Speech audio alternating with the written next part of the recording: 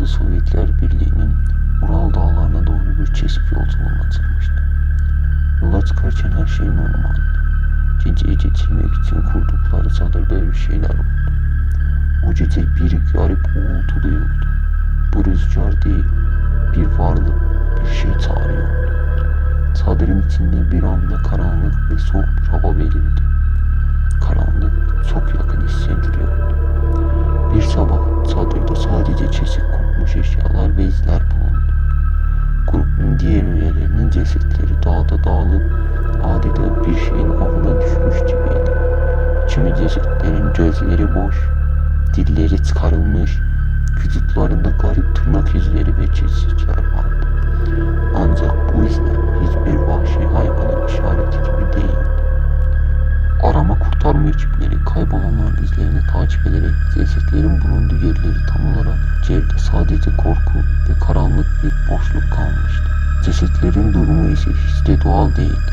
Bir şey onları takip etmişti. Birçok teorik yaklaşım ortaya çıktı. Fakat bir şey olayı daha korkutucu bir hale getirmişti. Yerli halk dağların derinliklerinde karanlık varlıkların yaşadığına inanıyordu. Bu varlıklar geceleyin avlanıyordu. Geceleri insanların peşine düşer ve onları ormanda yok ederdi. Köyün eski bir sakin olan Alexander Petrov'un sözlerine göre burada bir şey var, bir yaratık. Geceleri o karanlık gözler bizimle birlikte. Bu dağları ne zaman kararmaya başlarsa bu varlıklar kendilerini gösteriyor. Eski sakinlerinden biri de Olga Ivanova.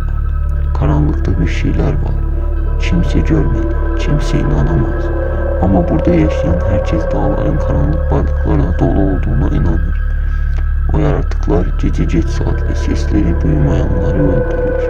Olga Ivanova'nın bu ifadeleri de olayı daha karmaşık bir hale sürüklemişti. Bir başka köylü ise bu varlıkları sadece gözle görülmeyen değil, aynı zamanda insan formunda da olduklarını söylüyordu.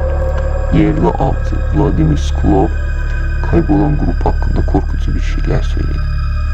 Bir grup dağcı geceyi geçirmeye çalıştı ama sabah onların başına ne geldiğini hala kimse bilmiyor. Burada karanlık bir göz var.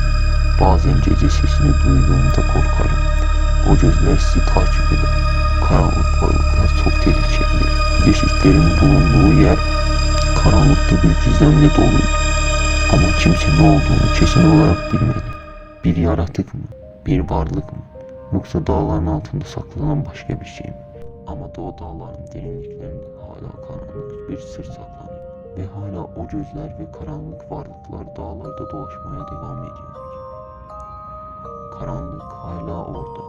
Ne zaman bir grup dağcı veya meraklı dağlarda kaybolarsa geriye sadece korku kalır.